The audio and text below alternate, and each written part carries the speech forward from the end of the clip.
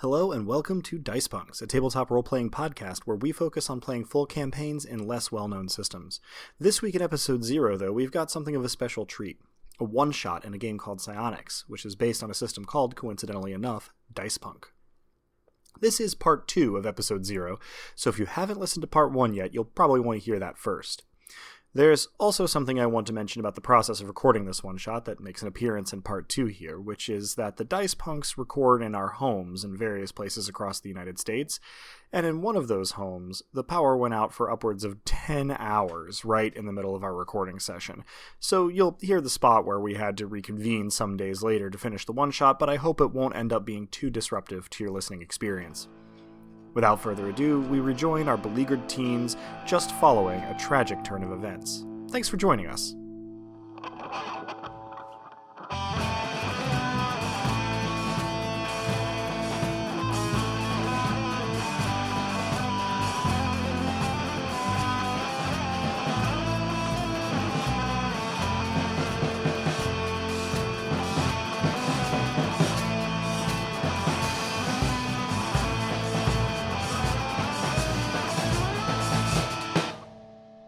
And there is the loud sound of a precision rifle shot from a little ways away, and it doesn't arrive until after Dr. De Silva has already slumped to the ground, one of her eyes replaced by an exit wound.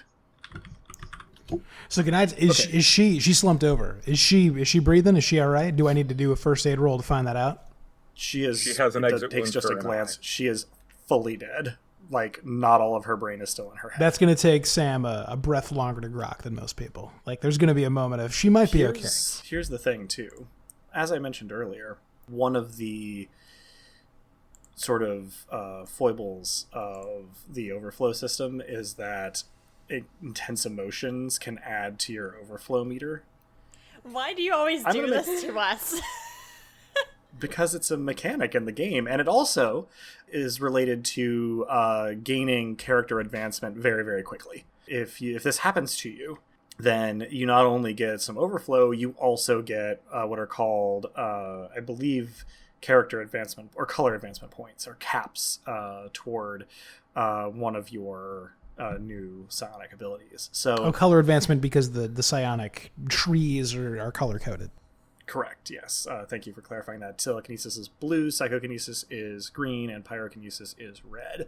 And they sort of advance separately under these circumstances. So the tiers for emotional intensity here, in terms of reactions, are major frustration, anger, fear, revulsion, significant physical pain is a lower tier. Extreme versions of any of those things, especially in the presence of helplessness, is the middle tier.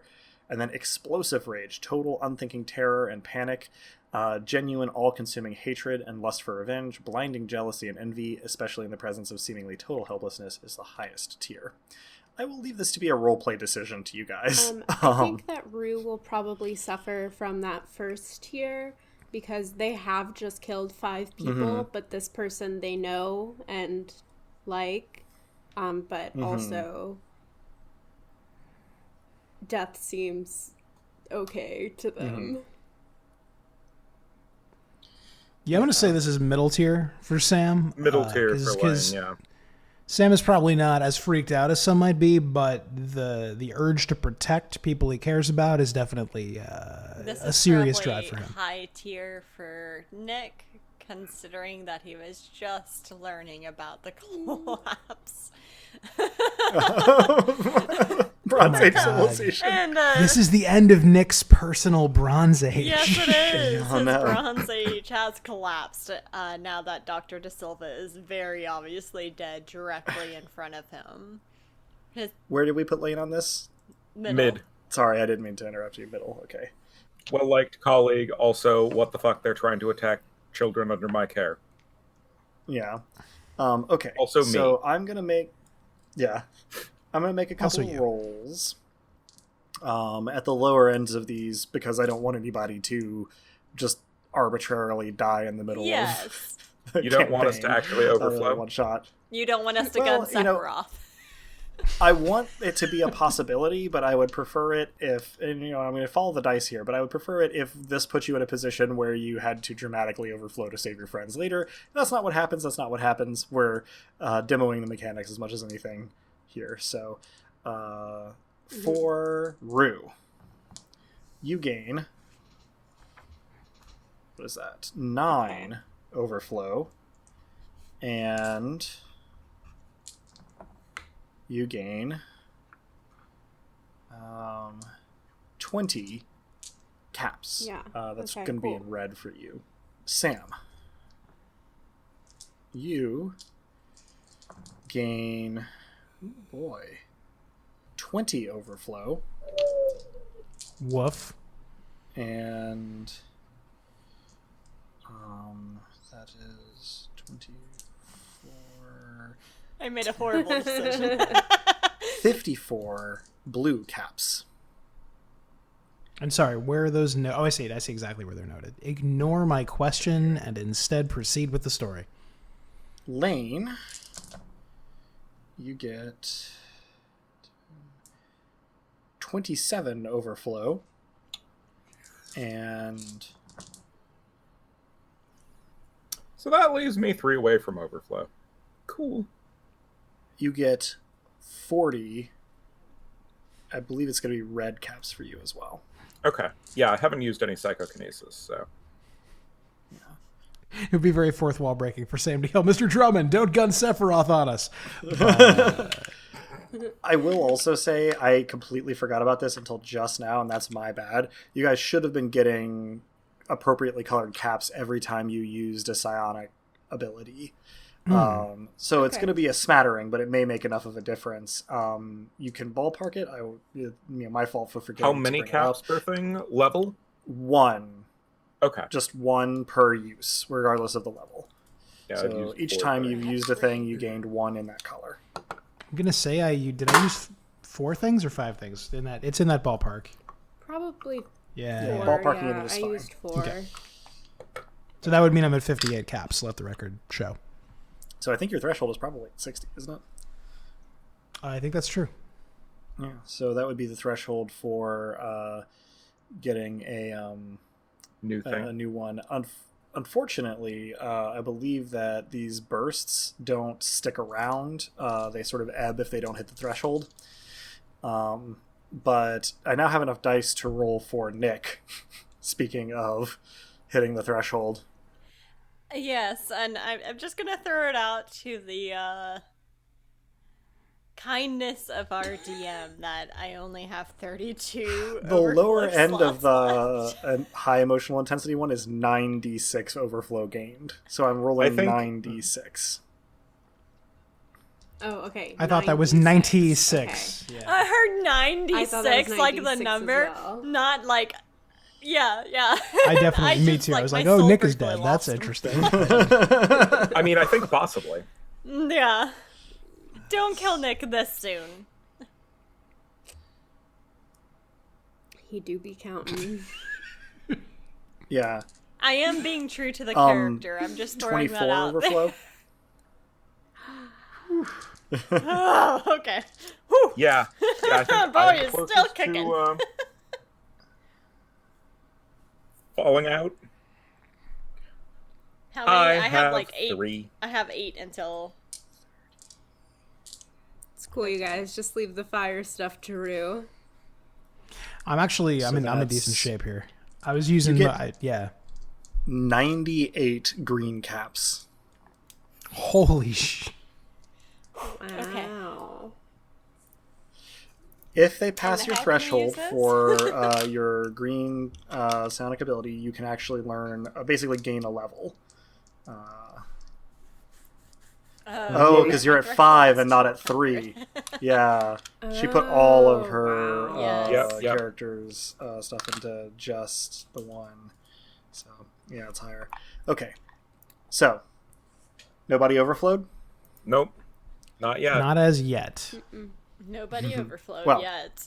In that case, you guys have a very small amount of time to decide what it is you're going to do in response to this sharpshooter. I'm gonna run for the fence, I think. Okay. Can I skateboard It's to the grass. fence? It'd be over I- grass, Damn I'm it. sorry. I say get cover. Yeah, unfortunately, between the buildings, so the gym still on fire. You'd have to go past it, give it a wide berth to get to the fence, especially in the back. The direction that the shot came from, if you're facing the school from the road, is from the left. And you guys are kind of on that side of the courtyard vaguely. You could go the other way too, though, putting the gym between you and the sharpshooter. But all of the kids following Vanessa are already circling around the left of the gym. And reiterate, and we already- cannot see the shooter. You cannot see the shooter. You know which direction it came from in like kind of a 90-degree arc. And everybody that was hauling for the fence while Dr. De Silva was coordinating with you guys, they are out in the open. From how far away did the shot It was far come? enough Do we that know? you heard the report after the bullet had already hit. Well, more than 9 yards, yes. Well, more than 9 yards. I just Can I scan Um, had to for check. surface thoughts of who might be the shooter in order to figure out where they are? Possibly. How far does that go? Line of sight. Oh yeah. That's a thing. Okay. All right. I think you can. Okay. So, read One surface drain, one thoughts. one overflow point. There you go. And one PowerPoint. Oh yeah. But I assume that was implied. No. Oh yeah. One PowerPoint, one drain, one overflow. Sure. Mm-hmm. Concentrate for one turn. Now you'll also make a psychokinesis test. So that's 2d6 under Wits. wits plus. Yep. So under 9. That is 9 exactly. So ties go to the defender. Okay. Wait, no. I will synchronicity it, Okay. which allows me to reroll. Indeed. That is an 8. Slightly better. Okay. You scan around, and there is another report, and it appears that the kids were narrowly missed. They all dropped to the ground, and people start shouting and screaming, and that gives you just enough to hone in on that you spot it. Been in the background of your vision since you came to the school, there is a cell phone tower kind of out in the middle of a cornfield a little ways away from the school grounds, and that seems to be where the sharpshooter is stationed. Interestingly, as you watch, it takes you a second to figure out what's happening because you do then hear it, but you hear far off rapid fire reports, and the top of the cell tower takes like what seems like 1,000,000 bullet hits. You can't see from this distance what may have happened to anybody in the little sharpshooter's nest up there, but there are no immediately following reports. Either they were killed or injured, or they're having to abandon their position. Somebody just really opened up on the top of this thing. Good. I will reiterate, get cover. Everybody presumably doing that, or Yeah, I think I'll roll so. stealth while I'm at Yeah, it. Just but 'cause. I'm gonna ask, where is it coming Cell from? tower. all right. So everybody is heading to cover. The Can I get a turn? sure wasn't trying to keep you from getting one. Remote control only specifies line of sight. Mm-hmm. No eye contact needed. And the cell tower, is it within my line of It sight? is within your line of sight. I don't know if it would make a difference that you can't distinguish a person visually on it. Okay. I'm going to rule that this is a focused and personal enough thing that it would be difficult to do without being able to discern the person themselves. Okay. There is, as you are sort of focusing on it, trying to see if you can see it, another burst of rapid gunfire toward the top of this thing from somewhere on the ground. Everybody has sort of taken cover. The students who are headed toward the back fence have tried to like either crawl or dive into some sort of shrubs or along the side of the classroom building and are hunkering down. You could hear sporadic gunfire from within the classroom building, but it seems to be dying down. At about that moment, the nearest, which isn't to say particularly close to you, say 20 yards away, door into the courtyard from the 7th through 12th grade classroom building opens up, and Principal Knockan steps out of it, looking around the courtyard with kind of a thin-lipped frown, and he sort of glances around. His head kind of jerks back when he hears another burst of rapid-fire shots at that cell tower. And he doesn't seem to see you guys immediately, and he just says, "Well, this is just great. Ugh, totally foobar." He nods to somebody behind him in the door, and two armed men in what look like bomb disposal armored suits step up behind him. They're carrying belt-fed sort of man-portable machine guns, and they seem to have a lot of tactical gear kind of in pouches and belts and things. And Knockan just says, "Stay close together, round up any survivors. Don't get too far away from me. If you find anyone, it's probable that they'll be able to, well, And he nods with his chin at the carnage of the courtyard where you guys had your fight with those two detachments before. One of the other soldiers says something muffled by his armor, and Knockan rounds on him and says, "No, I don't care. Get them out of the helicopter. We need all hands on deck." And the guy turns to a radio on his collar as they start moving down the breezeway, looking around. You guys have probably just enough time for like a reaction before they start searching in earnest. And even if they don't find you guys, it seems likely they're going to find at least some of the kids.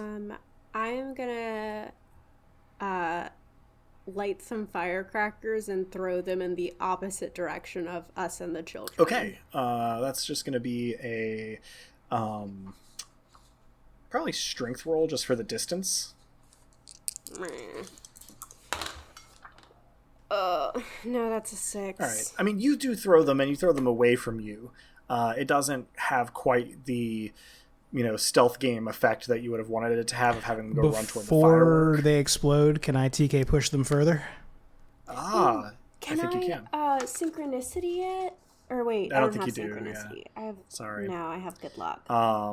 But you can TK push them for sure. And in fact, if you'll just roll that TK test, we'll have that go. I will say that in the time that you guys were out of combat and since Dr. De Silva got shot, you've probably lost 4 overflow. So everybody can take 4 overflow off their meter. Oh, good. That's very That helpful. helps. A little. So I rolled an 8 plus 3 for TK, so that would be 11. So this was a check. So you were rolling gotcha. under your. I think it still works. Under my just to let will, you know. so that I matched it. So you push these further, and they sort of like land just by the door that leads out of the administrative building into the courtyard, and pow! And they immediately assume like combat postures facing in that direction. And you guys have the drop if you want it. I am going to look to Sammy Mhm. and say, "Look out for me," and then remote control. Because there's only 2 of them, right? And are they fairly close to Yes, each they're other? all kind of bunched up. Okay. I'm going to remote control, and to whichever one is slightly out of the line of sight of the other. All right, so let's see. This is a psychokinesis attack. Mm-hmm. While you're figuring that out, I will say Sam is watching over Nick, as no one has ever watched over anyone before. Full Mamoru. Yeah. Excellent. I cannot do anything. My body has gone slack. Yeah, like I take the posture of a bodyguard. I'm sort of So this ready. is Duke's 5 up. power points, 5 overflow, 2 drain, and a psychokinesis attack. So 2d6 plus 5 for you. Okay. I'm taking care of all my drain and stuff right now. I am really going to have to stop doing stuff like this in a moment. Yeah. Thanks to the death of our beloved teacher. Okay, so 2d6 plus psychokinesis level, correct? I got 11. Okay. Roll your will. 1d6 plus your will. And My will is strong. well, and you have a pretty good shot at I this. got a 10. Okay, yeah.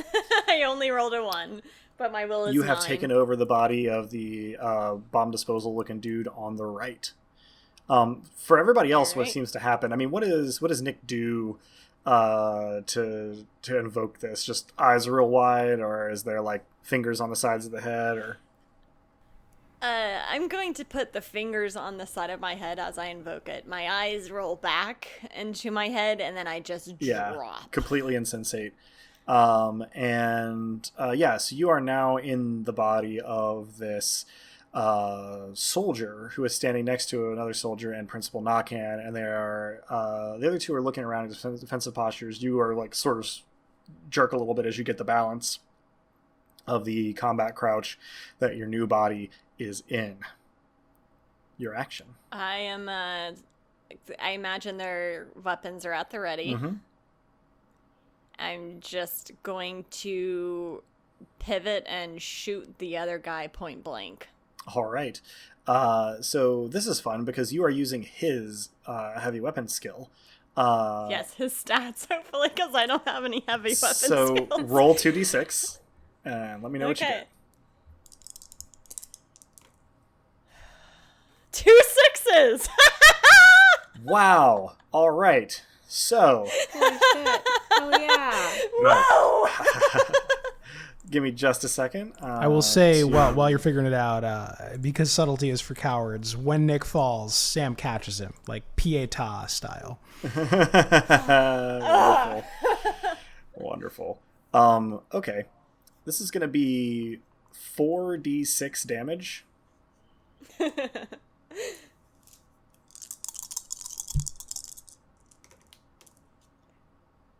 Oof, 9. Okay. Now roll that 2 more times because this is a fully automatic weapon. Okay. This is the happiest day. Jeez. Okay, so I have 15. Total. No, that So was 24 the second total. roll. Okay. 24 total. And then this next roll is 16. So 40 total damage. 40 total damage. Swiss cheese. This guy is just gone. Chain gun cha-cha. Oof. Yeah. So also for our listeners, I will say I have fudged the fully automatic rules a little bit. There are rules for recoil and whatnot, but we've been going on long enough that I'm trying to economize where I can. So just know that there are more detailed combat rules if that is your jam than I am using right now, with apologies. So yeah, the other guy in the armor is Swiss cheese, and the principal whips around and doesn't even say anything like, "What do you think you're doing?" or anything. He simply takes his left hand and wrenches the like sort of shield mask off of your new body's head, plants his hand on the face, and your new body drops dead. You are catapulted unceremoniously back into your old body. Rude. So that means I'm going to fill my overflow gauge by 5d6 from the trauma. Oh boy. And also, Thanks it for means that. that the principal's a necrokinetic. It does mean that. Yeah, Nick is overflowed. Yeah, do go ahead and roll. I rolled. Okay. Sorry, I didn't hear it, so I didn't think you had. 12, and I only had 6. Okay, so 6 over, so... Okay, really quick. Lane, roll wits for me. Oh shit. Snake eyes. Okay. On a rolling low test, that is a critical success. Thinking quickly, you see that Nick sort of convulses and then starts to like tremble, and you can feel your skin crawl on these pulses, and you go, look left, look right, you see the inhaler. You grab the inhaler and grab the back of Nick's head and just 2 sort of quick bursts in there. Nick's kind of starting to hyperventilate, so, and then you feel it sort of go. Those were the last 2 hits in that inhaler. Those were the last 2 hits in the inhaler. The inhaler is empty now.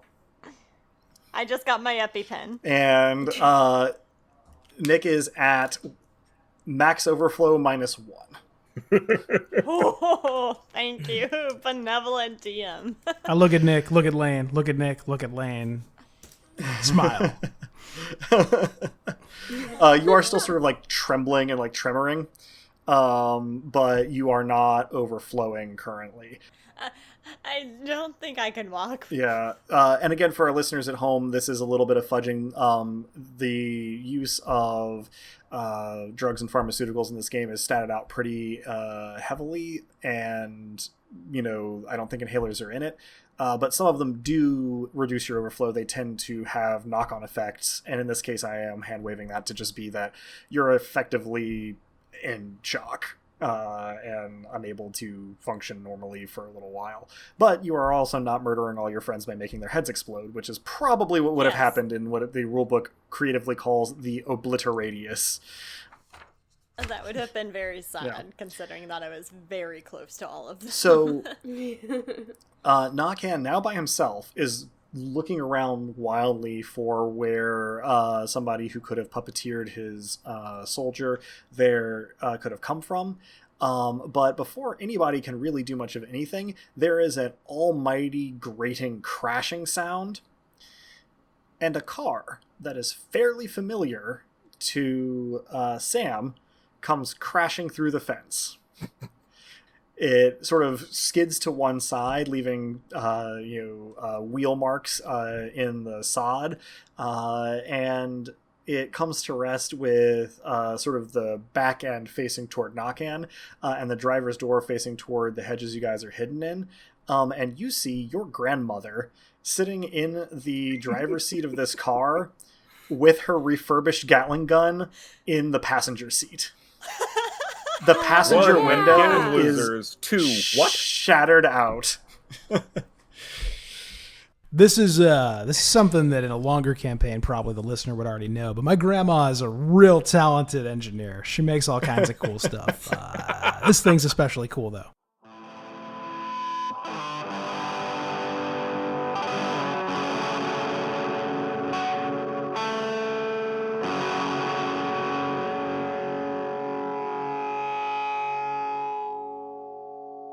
I think we throw it here over to Sam to begin for us, because we ended last time with my power going out immediately upon you beginning to explain the presence of this car, elderly lady, and Gatling gun to your friends. Which I shall. So the car is very close to us, right? Like it's 15 feet away. 15 feet away? All right. So, the first thing I say is, Gramby!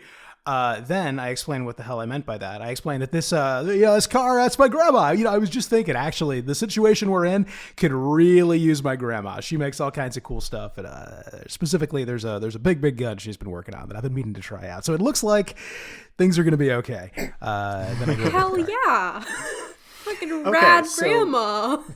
She's the best. As you say things are going to be okay, your explanation to your friends here has pinpointed you for Principal Nakan, and he extends a hand scowling towards the car and crushes an invisible object in his hand. I'm going to do a little bit of rolling for him. Let's see. That is... just for clarification, what should I be calling your grandmother? This is inaudible over the sound of the engine block being crumpled like an empty aluminum can.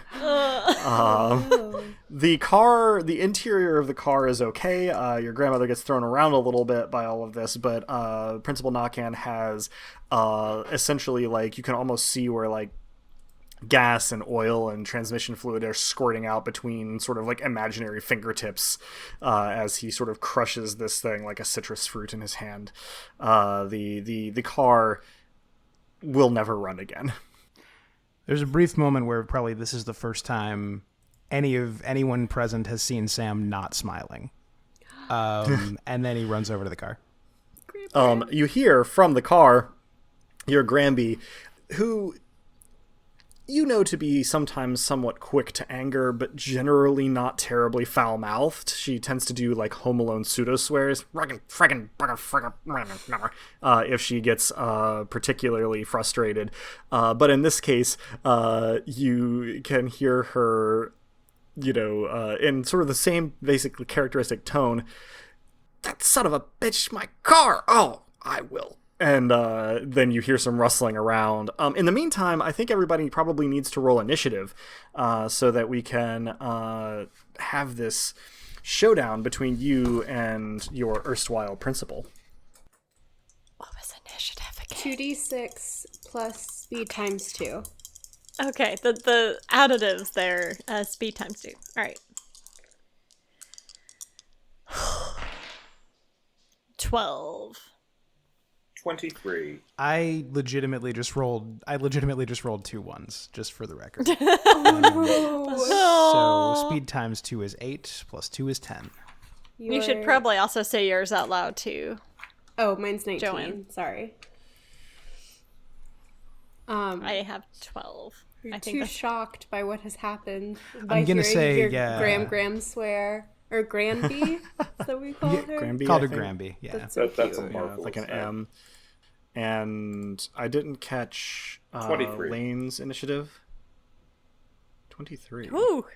Damn. Well, perhaps unsurprisingly, Lane is going to be going first here. So the car and Nakan are on roughly opposite sides of you. Nakan is very near the entrance from the courtyard into the administration building of the school. And then there's kind of a middle point of the line. There's where you guys are. And then about 15 feet on the other side of you is where the car has crashed through the fence, although it will no longer be useful as an escape vehicle for obvious reasons. Take it away. So point of order question. How much have we recovered in the out of combat time as far as power points drain, etc.?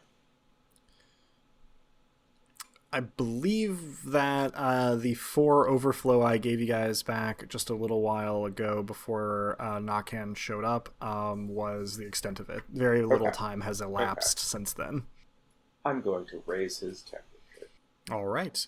So go ahead. I believe you have to roll it's a psionic for attack, the precise amount. and that is So 14. that will just do it. So your 3d6. 3d6 for Yep. temperature raised. My dice are running away from me. Dice do that from time to Not time, I just find. from time to time for me. Did you ever find the one you lost, Adam? No, I still have not found the die I lost. It is somewhere back in this corner by the Miscellaneously in windows. another. So that Pretty is, much. Sorry, mine just blank. That is 16 on the 3d6, and I believe he also takes damage as a result of that. He does. Sustain 5 damage for every 3 degrees a character's temperature is raised. So how many degrees was his temperature raised? I believe I said 16. Okay. Correct me if I'm wrong there. So that's going to I've already be picked up the 20. dice. I think you got Okay. it. I was reading, so I was not catching it with my full attention. So that is, I believe, 5 So times... 25 damage. 25 damage, yeah. Which is considerable. Make sure to take your overflow, drain, and I spend your can power points. passively hold this for one more turn. Well, if you can keep doing 25 damage, that's pretty considerable. Fairly healthy characters have somewhere in the vicinity of 40 or 50. 25 damage would take me out flat. True. You are a little bit of a glass cannon, as are actually most of our characters. I think Sam is the major exception. Hi, guys. Oh, hi. He is an iron cannon. He's an actual cannon. Yeah, Just a wheeled literal out. cannon, yeah. A cannon who moves like a man. And acts really like a enjoy golden that turn of retriever. phrase. Rue, you are up next. So Nick is like conscious. Yes. Okay. Shivering, pale, sweating, but conscious. Hold on. I was gonna do smelling salts, but I have some caffeine. That might... You should also specify paler than normal, because he's usually Right. pretty pale. Bordering on transparent. Sickly pale rather than reflective pale. Wan, if you will. So Looking I'm a little peaked. gonna give Nick some of my caffeine, a dose of my caffeine, which restores 1d6 plus 1 power points and adds 1d3 overflow points. You don't want to do cannot that. do that. You don't want to do that. Oh, Nick is at max overflow. No, So we it need to give doesn't- him some of my it doesn't. Water. Oh, okay. We need to get Nick. Hydrated. I had the add as in like recover. Yeah. surplus. Expand yeah, your like meter, expand, yeah. not as in like. Okay, sorry, misunderstood. I trusted you. You were the chosen one. No. Never mind. It's about to be over, so Anakin, when I have the bigger gun. the understanding there, I think, is very the misunderstanding there is very understandable given the language. But yeah, this is talking about basically giving Nick 3 overflow for that, Yeah. and even 1 would send him over the edge. So feel- probably Exploding not good. heads. Unless you want to TK him at Knockhand No. and then No. I Nick is a friend, not a bomb. I guess I'll just. counterpoint. You are all both friends and bombs. It's reasonable. Rue, sorry, go ahead. Okay, can I throw a fucking fireball? You can throw a fucking fireball. Okay. Or you could continue to heat him up. So that's. That's well, ignite, I believe. I thought about that. I just rolled 2 6s.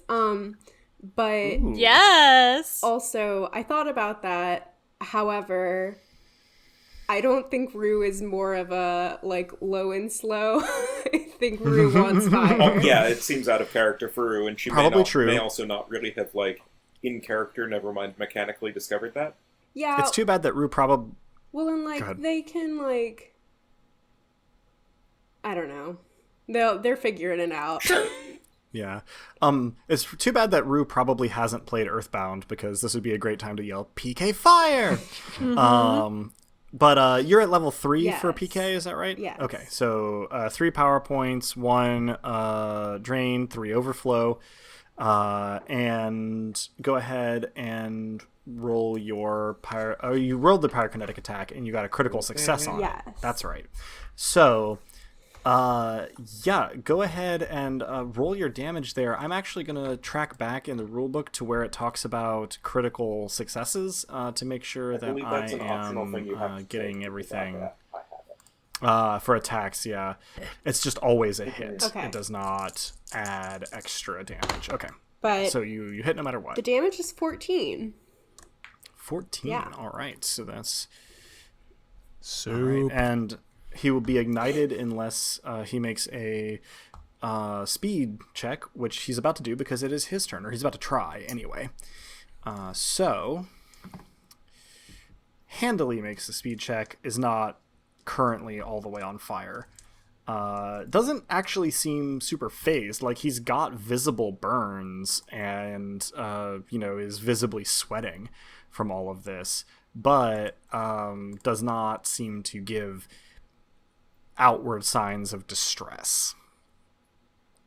Within that, Nakan scowls and, like any good villain, takes the moment to do a little bit of monologuing and says, "We were so close to graduating some of you, and then that stupid suburban trash had to go and set everybody off. I warned them there'd be a cascading failure."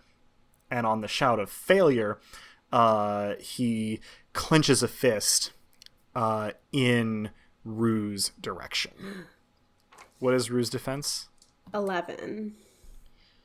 11. You feel for just a moment the air around you waver, and you're not sure, you don't have a conscious reaction, but reflexively you sort of like push back against it and you feel the force dissipate. Oh. Nakhan's eyes go wide, and his teeth show even more as he scowls. Nick's turn. Well, I guess I'm gonna shoot at him.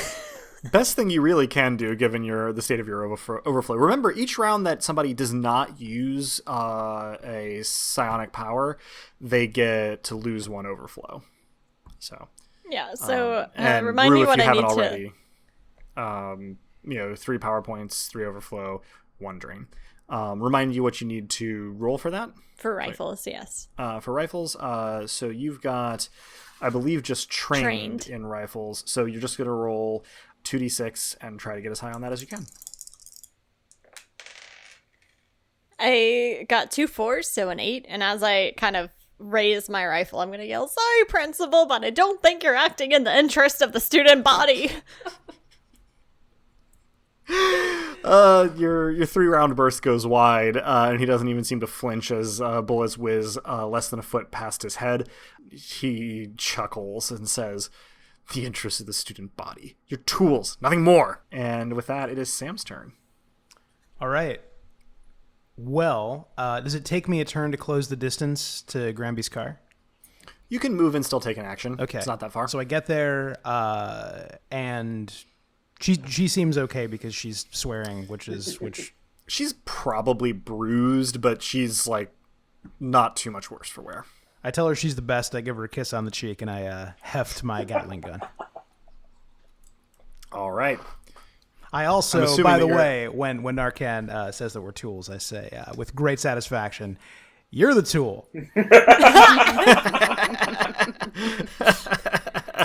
I am so proud of these students that I'm taking care of. Yeah, if you are firing your Gatling gun at him, that is going to be with a +1. So 2d6 +1 Alrighty. to attempt to hit Principal Nakhan.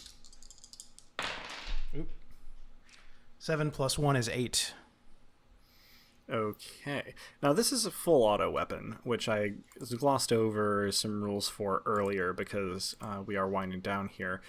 That said, I am going to try to take it into account here because that would not otherwise hit, unfortunately. But I believe that if you're just spraying rounds willy-nilly, you might have a better chance. So I don't know about willy-nilly, but I'm being quick about it. Pell-mell, not willy-nilly. I don't know who that is, but he sounds like a good guy. Yeah. Hither and thither. Power couple of the year. Okay. Pall-mell and willy-nilly sound like a bomb country duo, but And they're competitors with hither, thither, and yaw. yes, exactly. Or all of them are a bluegrass band together. Yes, exactly. Yeah, they're different sections. I am rolling not so hot today, which is a shame because this is otherwise an exultant moment for my boy. If it is any consolation, I am also rolling not so hot. Yeah, that's an enormous consolation. Yeah. I mean, yeah, it ended up not squishing Rue. We like this. I'm super into Rue not getting squished. Yeah. Same. It's all right. Honestly, Rue's okay with it. if I had, if Rue had been hit by the squish, I would have allowed you to roll your small skill in order to avoid damage. Yes, I knew. See, this is why I have small as a skill. Awesome.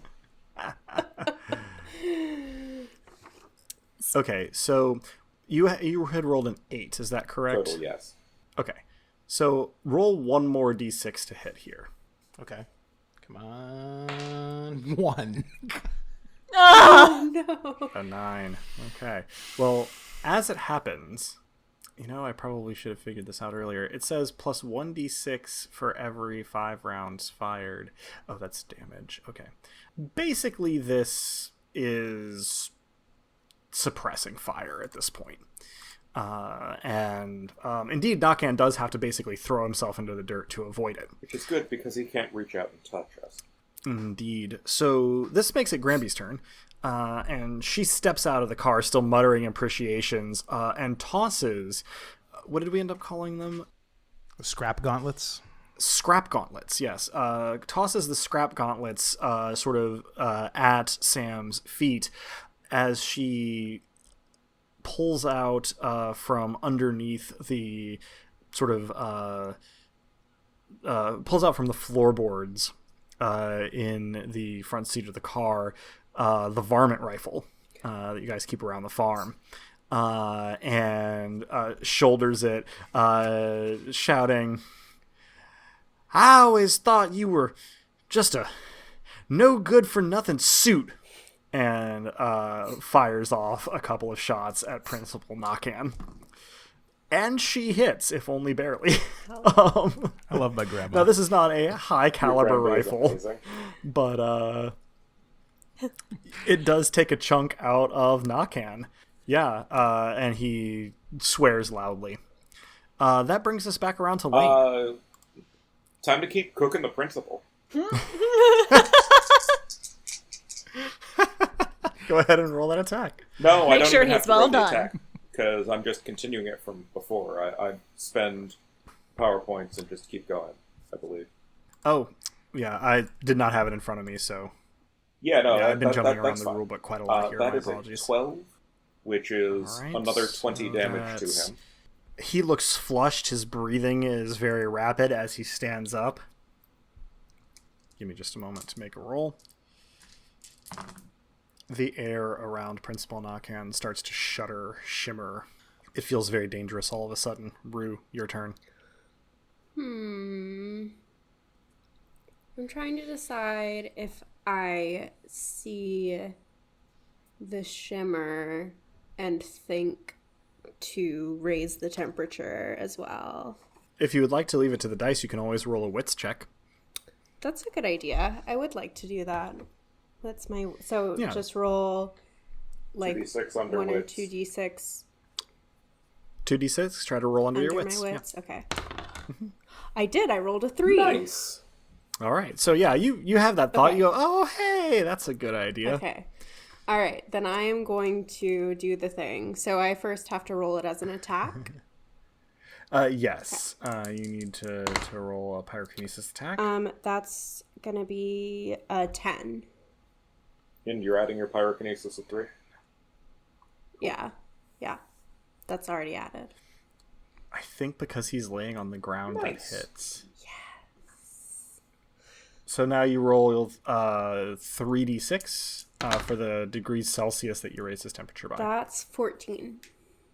And there was 1 degree left over All right. from my first thing, so that kicks it up to 25 damage. Indeed it does. Okay. Principal Flambe. He doesn't quite catch fire, but he loses consciousness on the ground there, and Granby goes, "Well, my car is not going to get us out of here anymore, but I saw a chopper up front. Anybody can fly one of those?" At which point, a thud in the ground. You can feel it through the soles of your feet. Thud. I was about to say I Thud. can. Thud. Thud.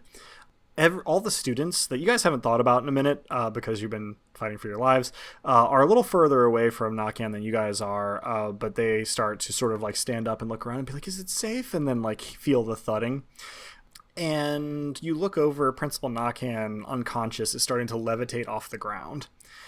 There are basically 2 immediately present options. One is Granby's idea of trying to run past or circumvent Nakan, or put him permanently out of commission and then go to the chopper, which could hold all of you pretty handily. Or go the other way, away from Nakan, towards the back of the school, which is the direction the other students are in. I think first we need to put down the principal so he doesn't overload at us. So I shout at Granby, "Lead principal, please." All right. Nick's turn. I'm just gonna keep shooting him, and as Go for I it. aim down the sights of my rifle, I look over to Granby and say, "Pleasure to meet you, Ms. Stryker. I'm Nick Noble. Your son is a real stand-up fellow." I'm going to say that the gunshot is in the middle of that sentence. Yes. I rolled a 4. All right. You miss. He's sort of like floating and twirling, and there's like dust going and everything. Sam's turn. I got a mechanical question. Yes. Talk to me about colored caps. Something happens when you hit 60, if I recall. You get basically either a temporary or permanent new ability in that color, or new level in that color. So I hit 60 last turn. No, I didn't hit 60 last turn because I didn't use my abilities. That's right. I just shot a gun. Remind me so how many not caps relevant you yet, get. but let the record show I'm at 59. You get one of the appropriate color every time you use a power, and then if you have an emotional outburst, you get like a bunch at once. But those don't stick around unless they take you over the cap, like over the threshold. If they don't take you over the threshold, they immediately go away. In this case, what is Sam doing with his turn? Well, so I should describe what folks are seeing when they look at these gauntlets that Granby dropped to the ground. They are an invention of hers. They're big old gloves, maybe the size of like a tom drum, a floor tom each. They are made of an old tractor, so they make you feel like you got hit with a tractor. Because anyway, they're really tough to put on if you're not strong. But they're really only good at close range. I don't know if we want to try and get close to the principal right now. Well, you have about 2 seconds in which to make your internal snap decision in character. Yeah, I mean, so Sam had a whole like devil angel on the shoulder psychomachia thing in that moment, but I think what he does is just continues to shoot the principal. Okay. Yeah. The Gatling gun has plenty of ammunition on the passenger side floorboard being fed into it. So if you want to open up, you certainly can. Go ahead and roll your heavy weapons. Alrighty. 2d6 plus 1. 7. All right. Now, as he is not sensible enough to dodge, this is going to be what I'm going to call, and this is something I'm sort of homebrewing on the spot here, a, like, grazing hit. So generally, your Gatling gun plus, as I think what we named it on the sheet, would do 4d6 at full auto. We're going to do half that. All right. So roll 2d6 for damage. Sounds good. Granby made it so good. That's 7. 7. 2 new little bleeding spots appear on Knockhand's extremities, but he is not yet fully dead. Grampy's turn. She takes a knee, braces the varmint rifle, and fires off 2 more shots. Doesn't acknowledge Nick. She's a little distracted, unfortunately. Nick just wants to make a good There impression. will be time for you to represent to introduce yourself properly to your love interest guardian. Well, and I am certainly on favor of mid-combat banter. I don't want to do anything to discourage it, but there are a lot of gunshots right now. Yes. Granby is not a spring chicken, so speaking as somebody who is a little hard of hearing, she probably was kind of aware that you were speaking, but is going to have to ask you what you said later, a little bit later. I'm gonna It say probably didn't help that I fired my rifle mid-sentence. during this last spray of fire, I in fact might have been trying to bridge the gap a little and yelling at the top of my lungs over this, like, it's Nick. He's real nice. Real smart too. Okay, so Despite everything I have to say, Sam's having an okay time. yeah. This was a lot easier to get down than the Mycenian. True.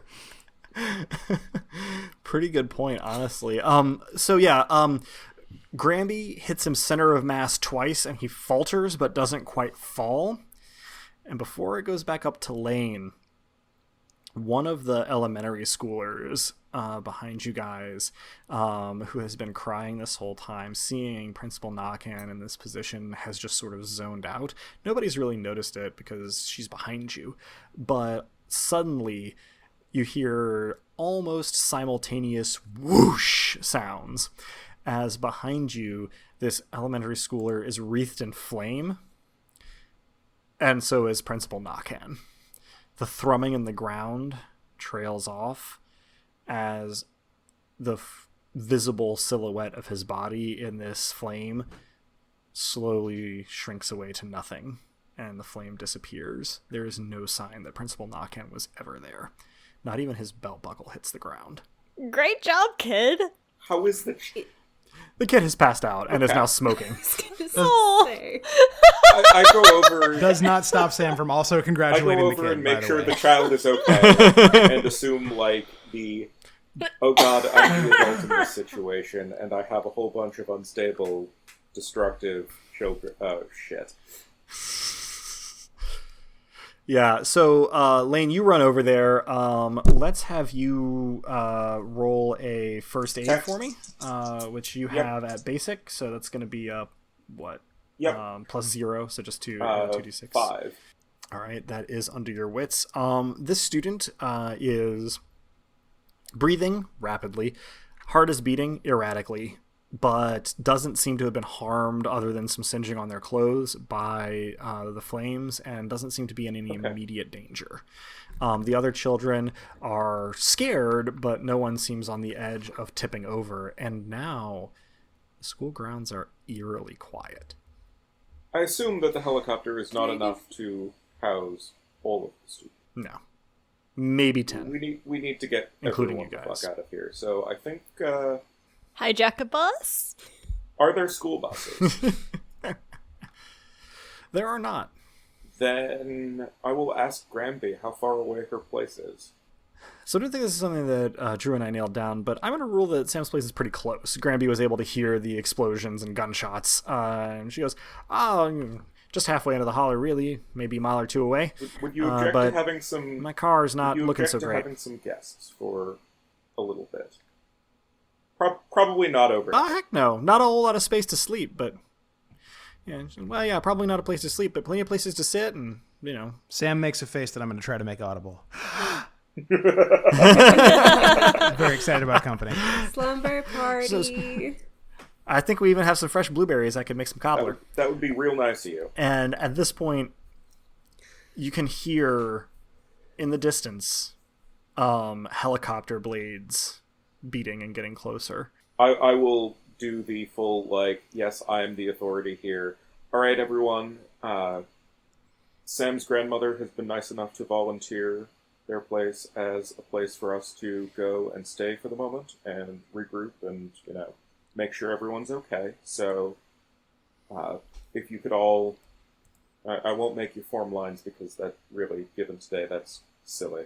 But if we could all just proceed orderly and, calmly, everything's okay now, and we're going to a safe place. As student council president, I know everything that just happened was really terrifying, but remember, don't stop when you're tired, stop when you're done. We just need to get to Granby's house and everything will be okay. Also, I hand Nick a... Water. Isn't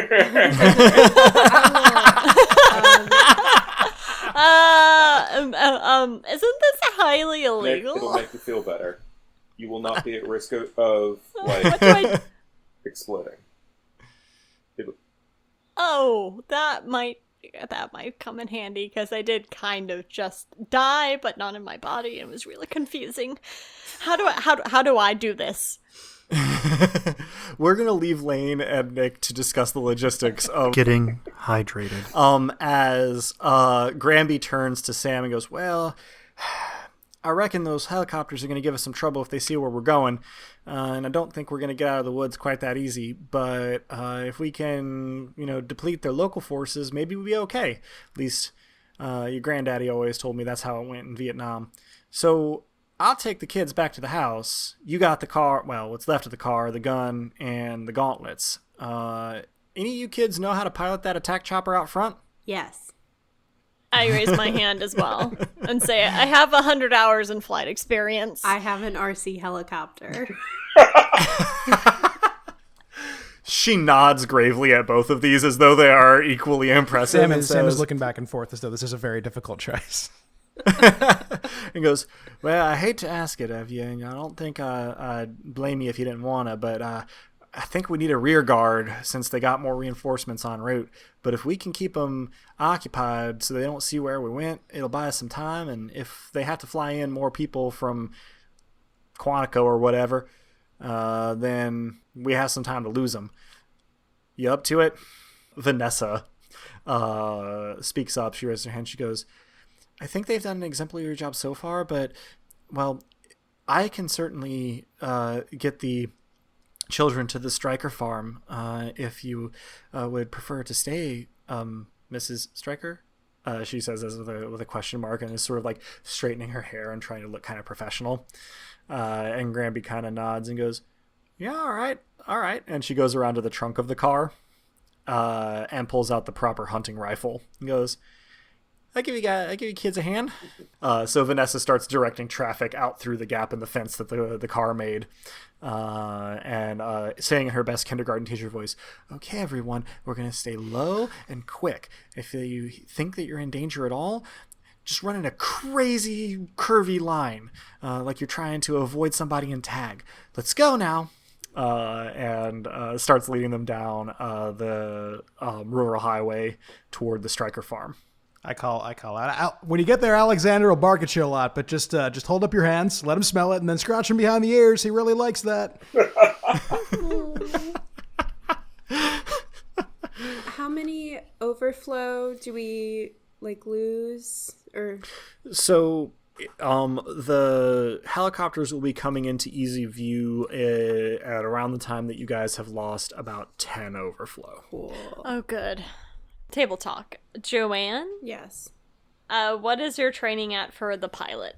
I'm just trained in drive. Who? Oh, Okay. is drive Pilot. different than pilot? Then I don't have pilot. Drive Yes. is different. Yep. Than I God damn it! I chose. You have an RC helicopter. Yes, I actually have pilot, Okay. and I'm an apprentice in it and drive. Okay. I just wanted Nice. to clear that up before we made any sort of not that You should there was not any be contention. allowed to pilot a helicopter. No, anything. Even if she was a master of it, I would have my concerns. I would. Or they. Yeah, I Sorry. was gonna say I would like to. I would remind have more everybody. concerns. I would have Even if more they concerns were if they were a A master. master. Yeah, I would too. At what point have they sort of hijacked a helicopter and learned how to pilot it? What else is there to do around here than hijack like little crop duster helicopters? Oh my god, that sounds so much fun. Okay, so you can hear the propeller beats getting closer. Granby goes, should probably head up to the helicopter if we're gonna. And the only sound you really have is sounds you make and the sounds of these helicopters drawing closer. So is everybody piling in, or is anybody remaining on the ground? I think we're all piling in, yeah. Yeah. Yeah. Can we rule that I'm able to carry the gauntlets and the Gatling gun both? Oh, yeah. Okay, good. So Now, you strong. can't use them both at the same time, but you can get them both on the helicopter and close to your person for sure. Cool. That's all. For the moment, that's all I need.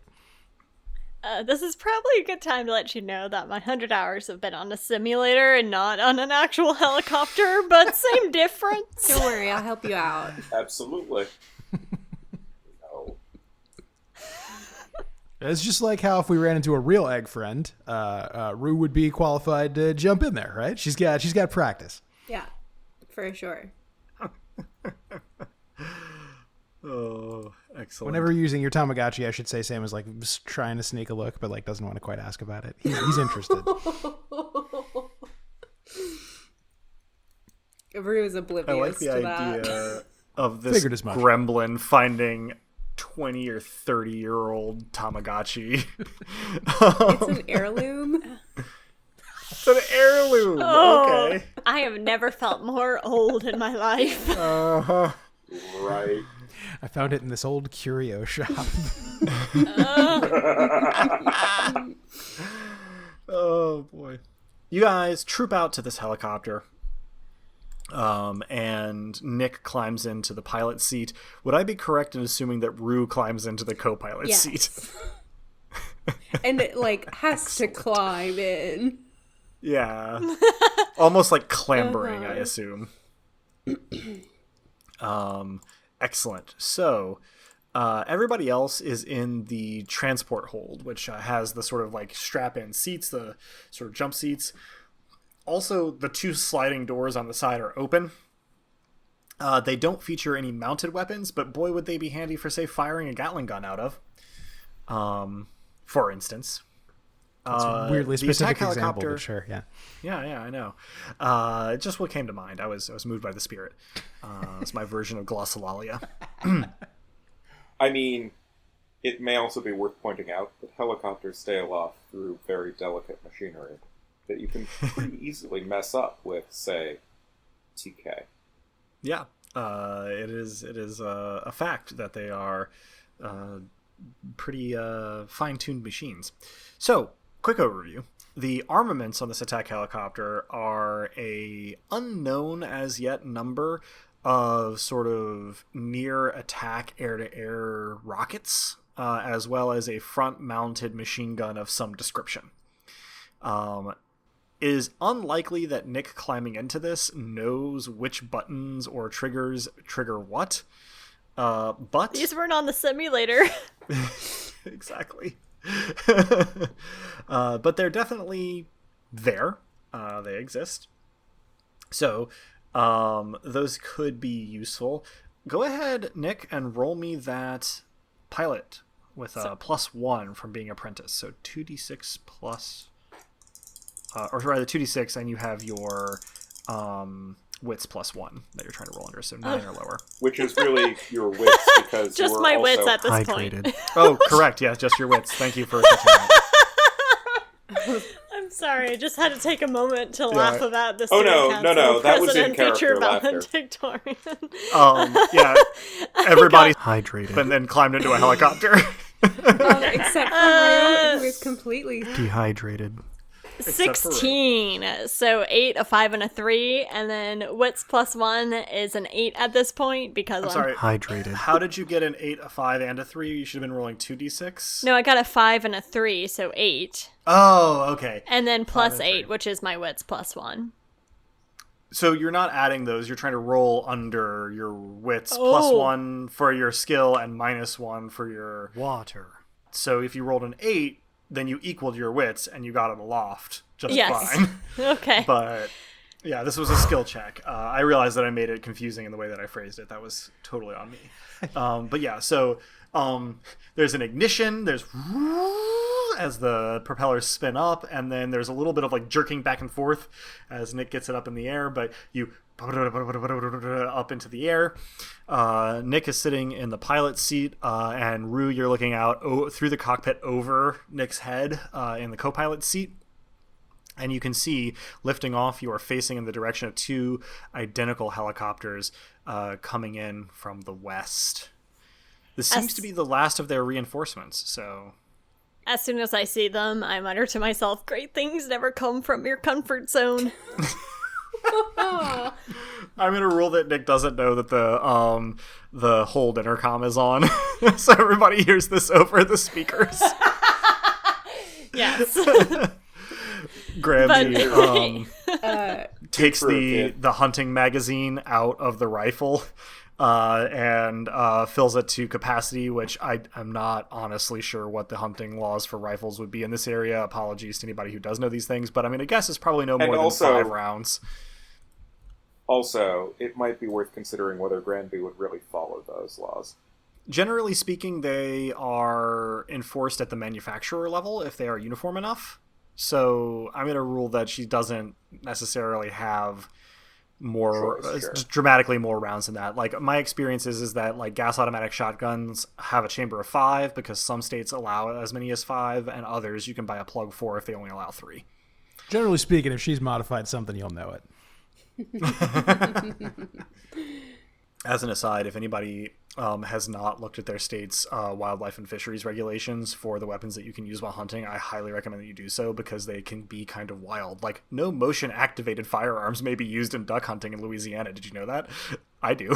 I would hope so. I would hope that's the case. Like, exactly. You know, they make those laws because of reasons, though. yeah, of course. No, it's the It's same true. reason your bleach It's tells you true. not to drink it. It's good, you know. Yep.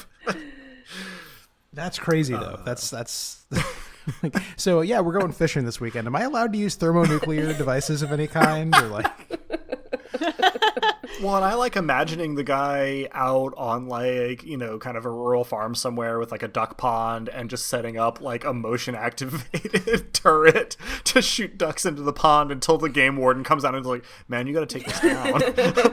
Well, it's like the hunting equivalent of like running a macro in an MMO. Like it's like you're not even doing anything at that point. All right. Helicopters in the air. Other helicopters are coming towards you. I am going to base everyone's actions on Nick's initiative, since whether anybody can do anything or not depends on Nick's piloting. Pressure's on, golden boy. Because I am co-pilot. But you also don't have a pilot skill. However, I do have drive. I will say you can roll your drive, but do know that if you fail, it will harm Nick's initiative. Yes. Don't do it. All right. And then my initiative is just 2d6. Plus, like, twice your speed. Yeah, twice my speed. Thank heavens for that. What did you roll? I rolled a 2 and a 1, but thankfully Okay, not my quite speed snake is eyes. 4, so that's 11. Okay, let me That roll was the sound of me dying on the inside for our our other two listeners. helicopters. Oh. Robin's soul has left your body. What soul? Okay, so attack helicopter to you guys' left goes first. It swings wide and it hails you. Insert your period and situation accurate pseudo-military jargon in here, but something to the effect of, breaker, breaker, niner, niner, roger, roger, etc., etc. Basically just asking you what you are doing lifting off. Has the situation being taken care of? God, I This is just only can't answerable tell you by Nick or I was Rue. going to say, I can't Wait, tell you this how is much I wish Sam were on the mic Answerable right by now. Rue.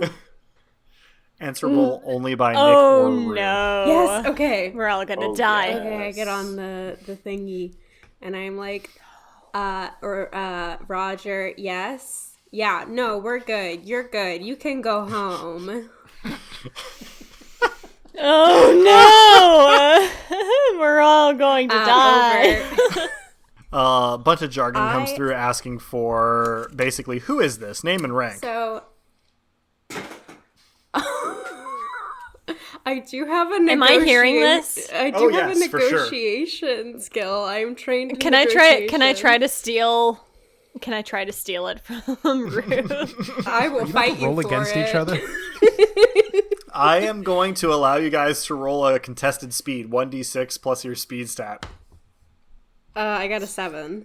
I did roll a 1 though. I got a 6. Okay, all right.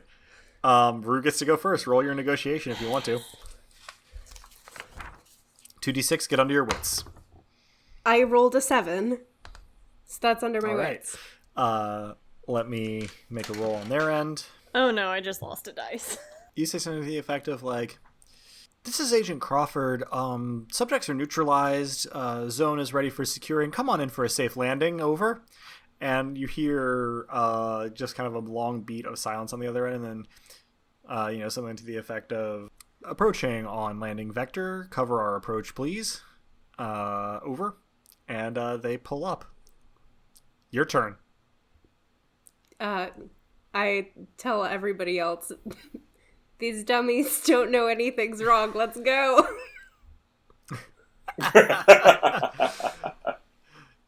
So, realistically, as soon as they get out of the helicopters, they're going to know that you were full of shit, and they're going to try and find people. So you guys need to do whatever you can to end this particular threat before they start searching nearby falls. Okay, so we need However, to eliminate them. you're going to get the drop on them here. Yeah. You're going to get the drop on them here. So, Can I do have anything your- before they land? oh yes, for sure. You guys have probably a few rounds before they land. But I have your party at the same initiative, which allows you guys to strategize and take an order of actions however you want to. The only people able to fire the onboard weapons of the helicopter are Nick and Rue. Everybody else has whatever weapons or powers they have handy from the inside of the helicopter to use on these other two.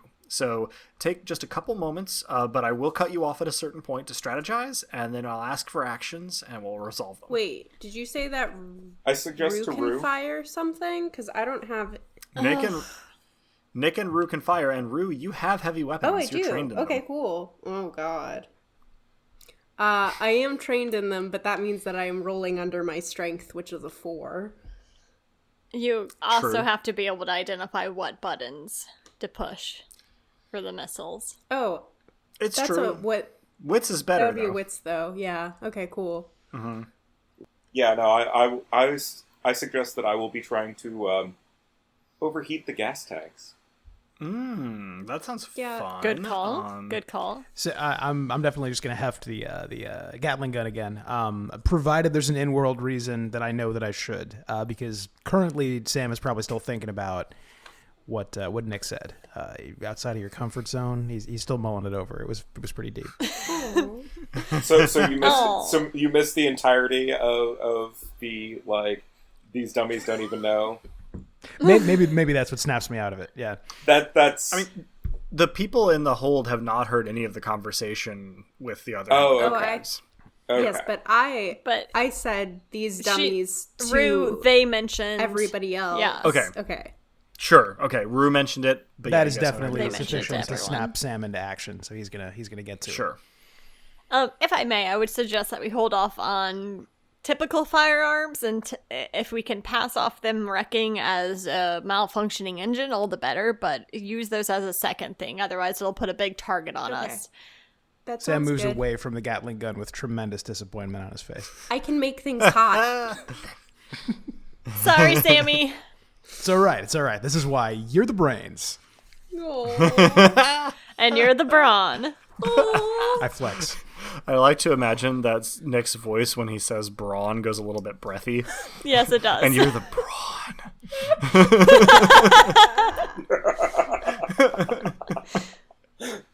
I smile so broad. There's probably an audible ding.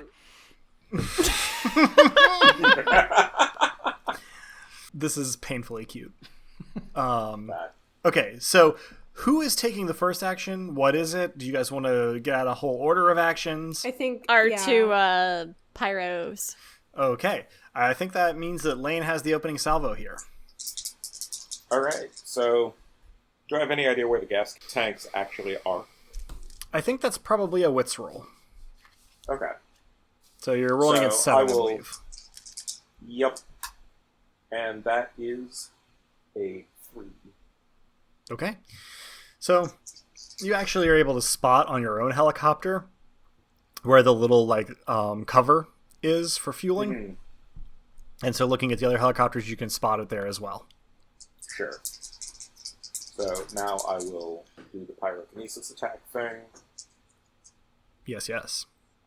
So, Adam, I have the critical strike thing. Sure. How does that interact with the pyrokinesis attack? Let's see. When making attack rolls, rolling a 12, 2 6s on the dice automatically hits. In addition, make another separate attack roll. If it was hit, attack does times 2 damage. Since this is not... Well, I mean, it is an attack roll. You're not doing damage to a person. I feel like we can double the temperature on that one if your second attack roll hits. Okay. So that is a 12. Would that hit? I think it would. So go ahead and roll for your temperature change with pyrokinesis, and we'll double that. So that is a 9. So 450, and if we're doubling that, then that is 900 degrees Celsius. Oh, okay, I see where it comes from. Okay, so yeah, 900 degrees Celsius. There's probably a Should Google flash search here that I ignite can the do. gas? Presumably. Let's see. Yeah, auto ignition temperature is somewhere around 210 degrees Celsius. So there is a Nice. massive explosion from one of the helicopters. Believe it or not, when I designed this encounter, I really didn't think about the use of pyrokinesis on fuel tanks. Burn. So yeah, one of these things has a massive explosion. It's not quite all the way it's not just detritus, but it is in deep trouble. So I think that leads us then to Rue's turn. I do. I make the explosion now. Presumably on the other helicopter. So, pyrokinesis attack. So roll my attack. That's 10. Do the thing, kid. Does that hit? 10 is going to hit. Yeah, go ahead and roll your 3d6. I rolled 3 ones. Oh, wow. Oh. So that's going to be the minimum there, which is going to be 150. 150. Which may yet hit the auto-ignite point. Oh no, it's going to be like 30 degrees shy. Yeah, it's going to be about 30 degrees shy. So yeah, nothing immediately just maintain happens that there. Maintain that next turn, it'll go. All right, that leaves our other 2 actions. Also, I believe that takes me past my cap threshold. I'm already driving while under the influence, so I'm just gonna focus on keeping this thing in the air. Okay, well, in that case, go ahead and roll for Nick a pilot check. So rolling 2d6, trying to get 8 or under. You won't fall out of the air if you don't make it. I got a 3 this time, thankfully. Okay, you actually stabilized your flight pretty well. You're feeling a lot more confident now. And Sam. All right, I got a question. I tried Googling this, and I saw a bunch of different answers, so it's going to come down to what kind of helicopter we're dealing with. What do one of those helicopter blades weigh? Ooh, pretty good question. I feel like, what's your rank in telekinesis? 3, which means I can 3. remote manipulate or lift, something up to 100 pounds, up to 3 at a time. I have seen that some helicopter blades are about 90 pounds, but some are as much as 250. So I feel like these are going to be on the heavier end because these helicopters carry armor and guns. Now, is it is it a fore and aft rotor, or is it like one horizontal and one vertical type? One horizontal and a vertical, yeah. So the vertical ones might be lighter. So yeah, if you're aiming for the vertical rotor in the back, those will be lighter. The ones on top are going to be heavy enough that you won't be able to mess with them. And the vertical rotors are the ones that prevent them from spinning out, so... True. That'll do fine then.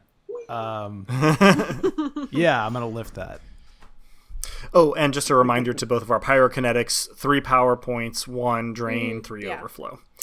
Yep. All right, so telekinetic attack from Sam. Alrighty.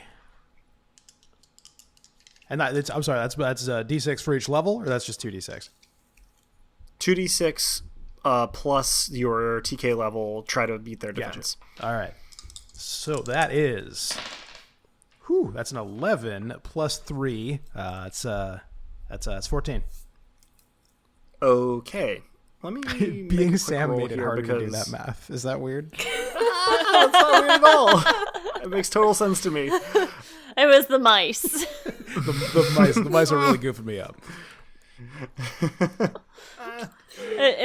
Or the great things never come from your comfort zone. Who knows? One of those. Sam is he's still hearing a gong in his head on that one, just like, wow. The vertical rotors are a little bit harder to target, but you manage to do it anyway. They're further back, they're smaller, but you grab one. You're just trying to stop it or pull it away. What's the intended outcome here? If I could stop it, fine. I'm taking whatever direction it's not going in and yanking it. Okay. I'm gonna roll. And you pull one of the rotors perpendicular to the others. So it's not quite as much as just like pulling the whole thing off. They don't immediately spin out, but they immediately start to just sort of like oscillate all over the place and slowly turn away from you. 3 power points, 1 drain, 3 overflow. Cool.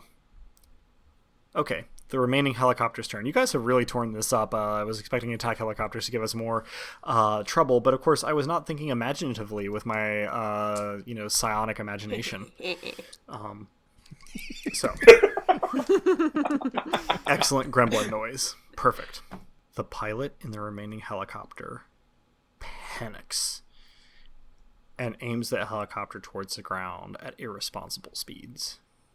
But the resulting impact, while it kind of fucks up the helicopter, does not kill everyone inside, and they start to unload and fire at your helicopter. So, a couple of rolls. Jesus. Okay. My rolling is not very good, you guys.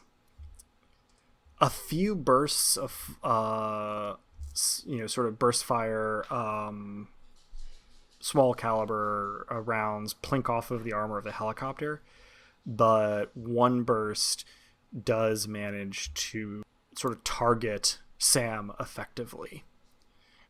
What's your defense? Good question. My defense is 9. Okay, so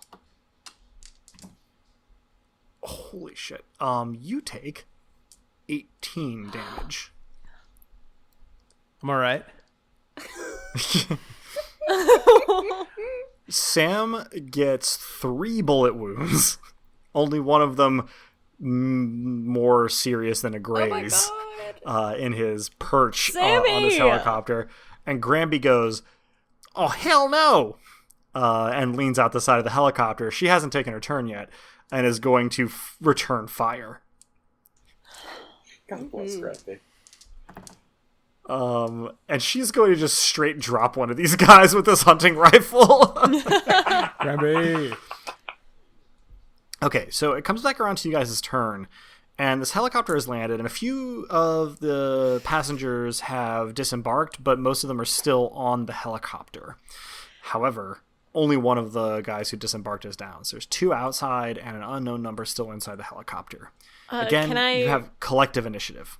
Can I do a wits check to see if I can correctly identify the missile buttons based on my simulation experience? I can correctly identify them.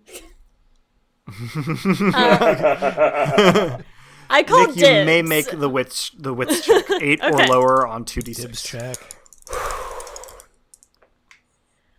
I got a 4. Okay, you 3 and a 1. find a switch that says arm, and then an indicator that says lock, and a button that says fire. You're pretty sure that's what you're looking for. I want to blow them up for shooting my Sammy. Okay, so Nick, I'm going to make this a pilot roll since you don't have any kind of heavy weapons. Mm-hmm. Do know that you are rolling at a penalty, though. 2d6 under 9.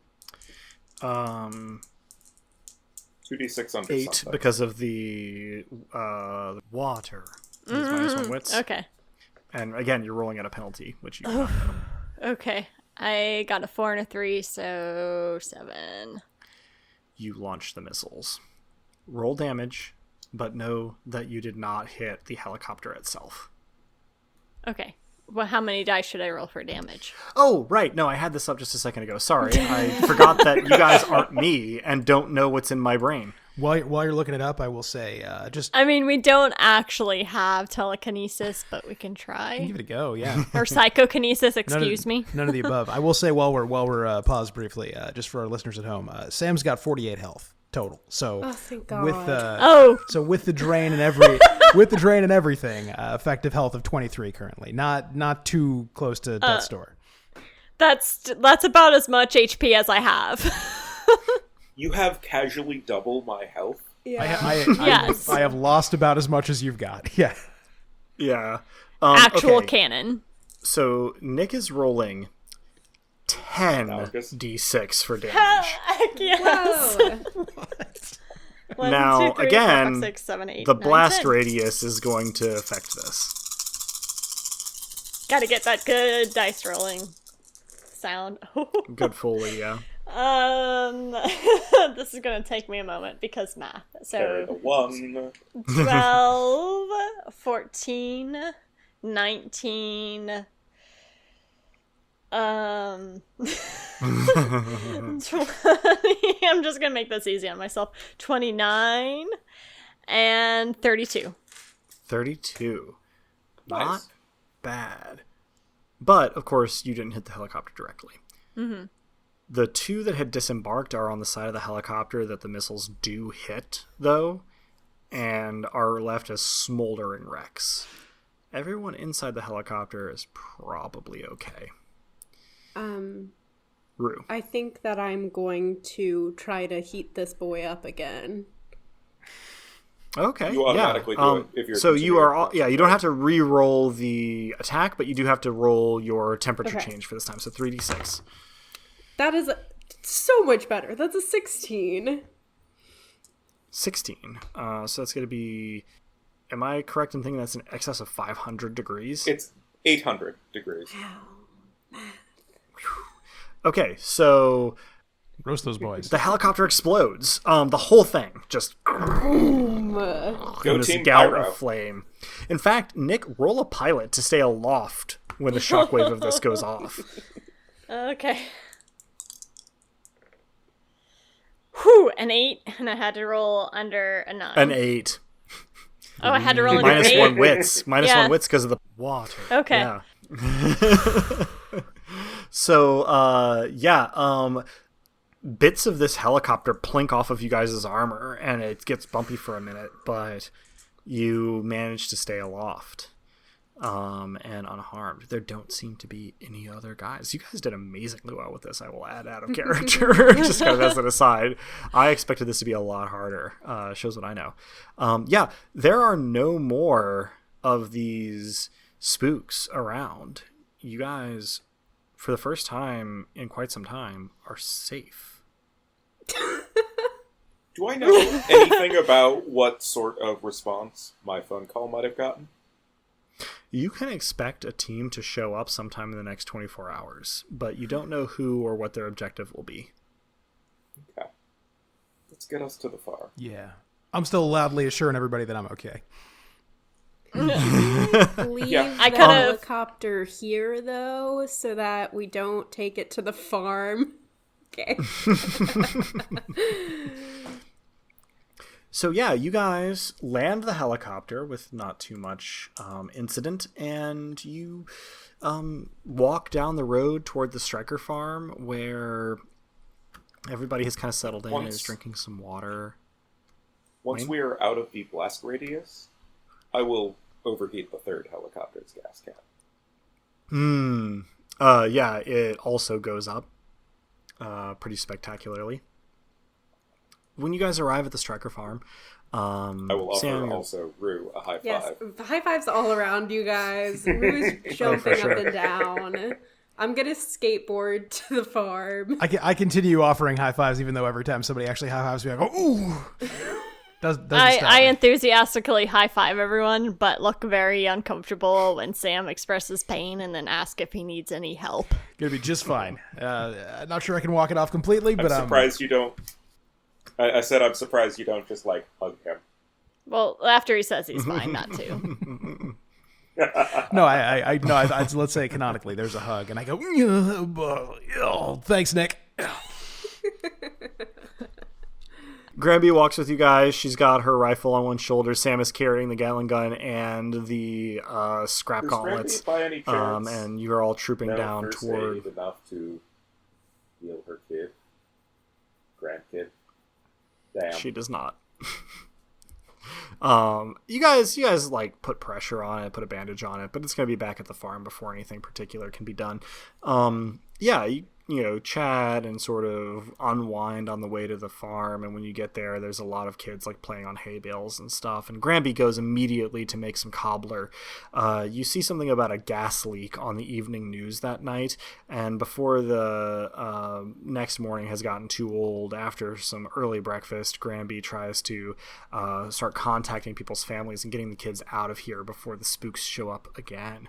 Anything in particular that our characters are getting up to in the aftermath of this admittedly very harrowing experience? Like to show Sam their Tamagotchi and like explain how to take care of it and how you've got to feed them and clean up their poop and stuff. Sam is entranced until about, I don't know, I probably watch as well. A few minutes into and commend them for taking a good job or good care of their pet. Sam thanks Rue profusely and very abruptly in the middle of this gets up and realizes he has not checked whether Vanessa made friends with Alexander, the farm dog. So is going to go see how that went. Yeah, Alexander is... So Vanessa's sitting on the floor cross-legged, and Alexander is resting his head in her lap as she pets him. She's watching just like Nicktoons with some of the younger kids as she does this, and seems very much in her element, being sort of in charge of people that are very much her junior. She's got by this point, probably empty bowl of blueberry cobbler nearby. I give her an enormous thumbs up and then go back to the town. I will probably go around to chat sort of individually, guidance counselorly, even though I'm bad at it, it's still heartfelt, with each of the kids, particularly those that exhibited signs of being psionic, and sort of like... So, interesting thing here. Explain to them what was going on. All of these children have exhibited signs of being psionic. So, in the end, it just turns into sort of a group discussion of, so you're all special. You can do things. It helps to stay calm, otherwise you can be really, really dangerous to people even you care about. So, I can teach you some meditation techniques and, all of those sorts of things and so on. Yeah. And Nick, anything in particular? I probably approach Vanessa when Sam does and tell her that she did a great job managing the student body. She's petting Alexander's head as it rests in her lap and goes, well, of course I did. I mean, but so did you, honestly. Protecting all the younger kids, it was... She kind of blushes a little bit and goes, really brave. I thank her and then look to Sam and say, is there anything to do around here? Oh, so much. One last thing. As we're walking out the door, I turn to Rue and I say, I'm sorry I called you soup. I meant no disrespect. Okay, my name is kind of like a soup. It's just delicious is all. I thought about changing my name to soup, but I liked Rue a little bit better. Of course they did. I didn't mean to make this Return of the King with that's marvelous. But that's perfect. And we'll actually fade out here on Sam showing Nick around the farm. So yeah, you guys escaped the school. Well, I mean, that concludes our one shot of Psionics. Thanks for joining us. I hope our players and listeners enjoyed it as much as I did, and that you'll all join us again next time. If you're hearing us now, you probably know where to listen to this, but we can be found almost any place one can listen to podcasts, as well as on the wider web at dicepunks.com and on Twitter at @dicepunks. With that, I think we're ready to say farewell. Say goodbye to the kind folks at home, players. Well, thank you for joining us, and remember, if you are stressed, even if you're a guidance counselor, well, there are ways to relieve that. Thanks a lot, everybody, and remember, no mouse excels while inside their comfort zone. No gods, no masters. Thanks, everyone, and remember that you're only limited by your imagination, so push yourself. No one else is going to do it for you. Sometimes late becomes never, so do it now. Just do it. This all belongs in my valedictorian speech. So happy to hear from our characters there. I hope you'll join us next time, and as the poet once said, school's out forever.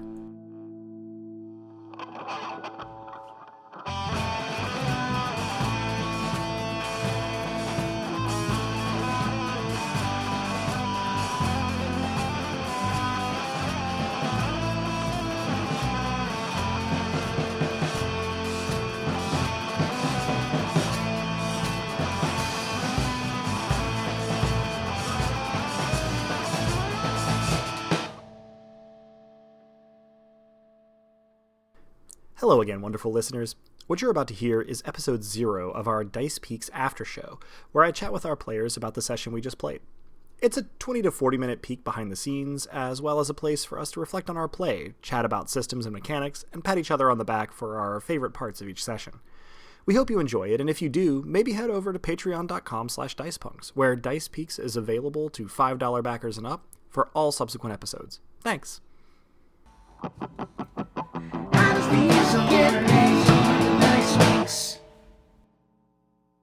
I really expected you guys to have more trouble with those attack helicopters. I Adam, was so surprised. I had been waiting to set things on fire this You whole were game. not thinking creatively. You're correct. I was not thinking like a player, and that's a cardinal sin here. Or psionically. I'm kind of impressed that I never really got to use, like, stealth very much. Yeah, there wasn't too much room for it in this particular scenario, unfortunately. I'm also very disappointed in myself because on my character sheet, I have a mysterious item in my locker listed. But because such a long duration of time passed between creating this character and between playing Nick, I never got the mysterious locker item out. So what was it? It was one of the other students had found in the dorm an experimental psionically active drug, and when discovered, had hidden it in a locker at random, which turned out to be yours. So it was They actually were framing me. going to be a way for, if you had found it, for you to develop a new psionic talent that you didn't previously have. Admittedly, at the cost of, I forget exactly what, but the psionically active drugs in the system are quite serious in their side effects and consequences. Where was my katana the whole time? Honestly, I feel like it was just a matter of, like, if the combat had gone faster, you guys would have eventually encountered some, like, Half-Life 1 style, like, ninja assassins. But I did expect the combat to go faster than it did, and so some of the potential conflicts were sort of shunted to one side. Now, if you guys had fled into the dorm instead of out into the courtyard, I could have very easily put one there as well, because I did definitely have your katana on my radar, but since we never left the courtyard, there wasn't just going to be one in the bushes, unfortunately. There was in general less melee than I was maybe expecting. Like I feel like my gauntlets violated Chekhov's gun, and my one regret in this world is that I didn't get to punch anybody with those gauntlets. It's true. We ended up Right? being at range quite a lot. I did kind of think... Yeah, I was the only one in melee. Yeah, I did kind of think that Nakan was going to For the most get part. into melee with you guys, but you actually handled him pretty fast. Well, and my Granby for the baseball win. bat cracked. It, like, broke immediately, and that was my melee weapon, so I was like, well... It's true, yeah. I'm not entirely sure that I was thinking ahead there, unfortunately. But And also, like, we really did not want Nakan to get No. close that to is us. also true, yeah. That was revealed very early, which, good job, Robin, for triggering that surprise. I was grossly unpleasant, though. For At Nick. the cost of your inhaler. Interestingly Yeah. here, part of my initial thought was that would be something that if it looked like one of the player characters was going to die if Nakan got close enough before you discovered the necrokinesis ability that he had, that Granby could have taken that hit for somebody. But I was more reluctant to do that after Dr. De Silva died, because that was not initially in my planning. I rolled a die to see at random who was going to be hit, and then rolled the damage, and it was critical damage. So, yeah, it was not initially in my plan for Dr. De Silva to get sniped, but that's just the way the cookie crumbled. Rest in violence, Dr. De Silva. I did like her a lot. I From liked her a lot too. She was from great. beginning to end, lady, you did not deserve this. It's true. How many of the other teachers, other than Nakan, were Scions? So Dr. De Silva was. She didn't actually know it, and in a couple of cases where people weren't hit by gunfire that seems like it should have hit them, it was her using synchronicity without consciously realizing it. Nice. I was rolling synchronicity behind the scenes for Dr. De Silva, Whoa. and she was keeping you guys from getting hit. Whoa. Yeah. What a Dr. queen. Sill. Yeah, the unsung hero of this session. I think she was. She we was tried to next sing her. favorite teacher. She didn't come back around. Like I almost feel bad that you didn't eulogize her because it was a really intense moment. But because we ended up doing this in 2 recording sessions, that narrative thread didn't get lost. But it was a thing that ended the act as opposed to being the main thrust. Yeah. We all were dead silent when it Yeah. happened. Yeah, no, too. there's like some there was just dead air there. radio yeah. silence. Good stuff. That was good storytelling. Yeah, well, and it's one of those things where like I probably wouldn't have made that decision on my own, but the dice really created this dramatic moment for us, which is one of the things that's cool about this kind of game, in my opinion. Anyway. I totally agree. It's interesting. Like, I mean, because the folks listening probably haven't heard it, but we did a test game in the system. We referred to it, I think, a few times, and I think you underestimated the lethality of the combat encounter you gave us. The big set piece at the end there. Yeah, big nod there. I definitely underestimated the lethality of it. Yeah. Whereas here, you're saying you may have overcorrected or just like didn't think of a sideways solution that we did, which is also what's. I mean, yeah, mostly I think he underestimated our ability to manipulate the scene. Well, and like so my test character had mostly telekinetic powers, I think. Or no, I think they had psychokinetic powers because they couldn't do a lot like physically. And Rue, they feel so much more powerful by having pyrokinetic attacks and just like, oh, I can throw fire everywhere. But also those Molotov cocktails really came in handy. True. They really did, yeah. Some of those roles were really quite timely. And I think one of the things with telekinesis in these rules is that it is intended to do less in the way of direct damage than pyrokinesis. It's more about, like using your environment and like wielding 4 guns at once and sort of like adding extra hands and almost like an Elfin Lead or ReZero kind of way. Yeah, it seems like pyrokinesis is definitely the big, flashy, offensive one. TK is sort of the, like, defensive and, like, utility one. And psychokinesis is for this character is not really involved in the combat as such. Right, yeah, the most like things... It's more for a campaign. Yeah, psychokinesis, in terms of combat, is particularly useful as, like, a stealth, like a rogue sneak attack kind of thing, it seems like. I did figure out how to use it handily. For sure. But I intentionally stacked everything in psychokinesis. You definitely were the saving grace of that second combat. Yeah, no, if you guys had took out to fight those heavies, that would have been different. Yeah, you took out one of the heavies and then caused Knockhand to take out the second one. And, like, that was instrumental. Yeah, well, the other thing is that Rue was... Even with hits, you guys couldn't have done too much firearms damage to them since they were in those bomb suits. Yeah. So just getting them to kill each other effectively was a big deal. I also really liked that little girl finishing off Knockhand. Like, yeah, that was good. I really wanted to talk to her. Yeah, I was kind of torn because I imagine her thinking like, "You big meanie." Pretty much, yeah. I was kind of torn because, as we've alluded to, power outages meant that we recorded this ending bit separately, and because this was all recorded, I wasn't taking particularly good notes. But I did want someone other than Granby, as wonderful as she is, to sort of take Knockan out. But she definitely got the one that kind of like pushed him over the threshold. So I decided that we could throw it out to the rest of the student body. But as anybody who has played one of these games with me in any capacity before this can attest, my ability to come up with names and identities on the fly is my Achilles heel as a GM. And so I didn't want to make the student who did incinerate Principal Knockan into a character at risk of naming them Mar, like in Community. In my headcanon, like to the point that I felt like you said it, but I only now realize you didn't. I totally thought that kid was in the group watching Nick Jr. at the end with the sleeping dog, like the younger kids. Yeah, she certainly was. Yeah, that was my intention.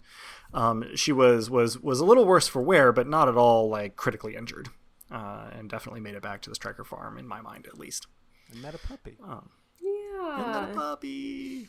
Yeah. Well, Sam's I think that backstory thematically is incredible. I love it's like Yeah, Sam was definitely one of the best drawn characters. Yes. I will say, since this is like the I would say props though to Rue for all of your in-character grumbliness. I loved seeing you play the gremlin. yeah, it's Drew, not a what were you trying to character say? I play a lot, but I like it. You're a little bit quiet, so I think we don't always realize when you're starting to talk. Was So that me? apologies for Sorry. talking over you. Yeah. Drew, you're a little bit quiet. Yeah, I think sorry so. about that. I was messing with my sound a little bit because the dogs were coming and going. I think we mostly missed the dogs, but sorry if I'm quiet and you got to boost me sometimes. No, I was gonna cop to the fact, since this is the bonus material, that Sam was started as an exercise in translating Raphael from Fire Emblem Three Houses into this system, and became an amalgam of various, mostly video game good boys. Gramby is a reference to the video game Moon, which is what your grandmother's called that and that. And your Gramby's very That's sweet. wonderful.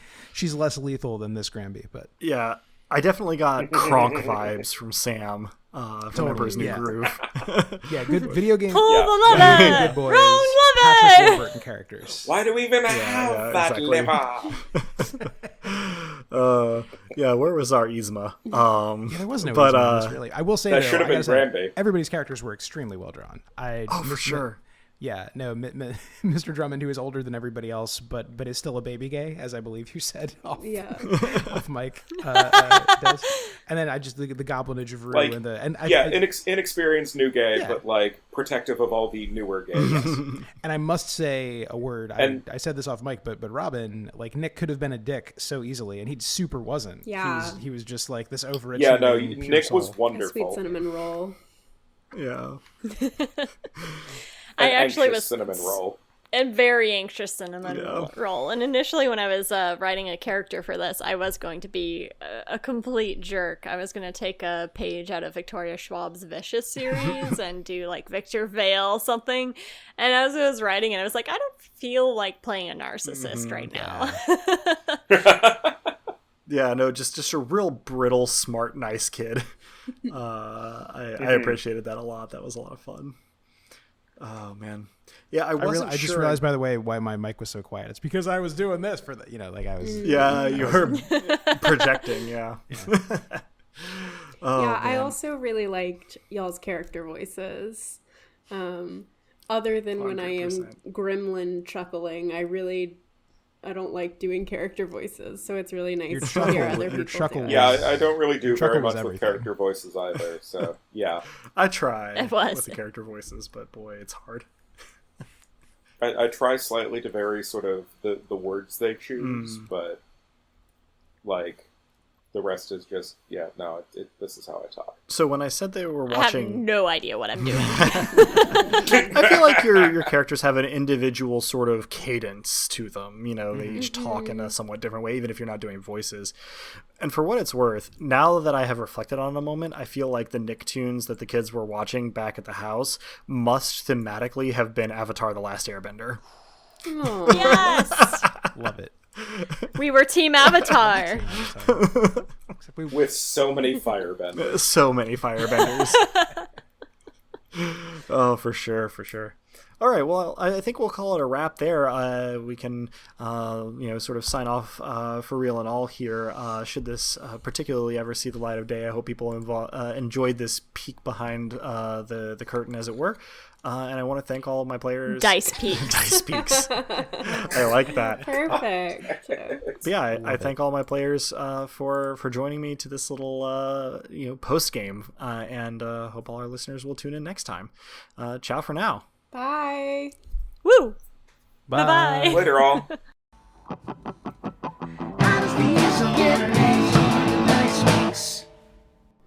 Thank you, dear listeners, for listening to our Psionics One Shot.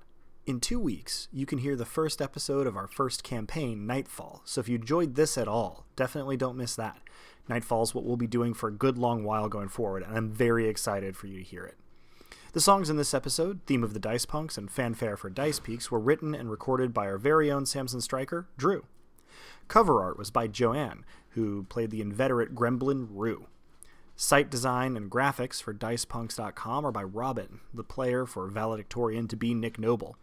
Psionics and the Dicepunk engine it runs on were created by Devin Oritz, whose work can be found in several places around the web, including Patreon at patreon.com/dragonsandungeons.